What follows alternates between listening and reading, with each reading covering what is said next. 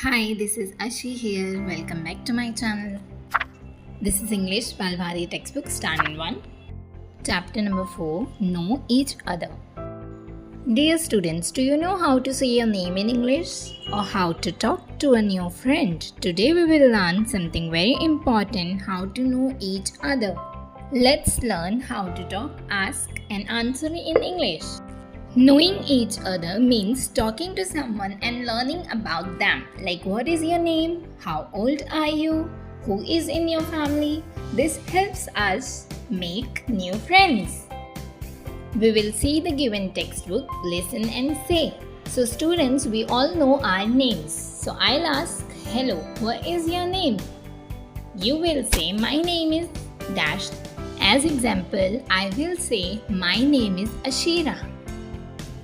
Come on students, repeat with me. Say with me. What is your name? Say, my name is. How old are you? Your response would be, I am 6 years old. As an example, if you will ask me how old am I will say, I am 24 years old. Good morning, this is my father. His name is Ramesh. He is a doctor.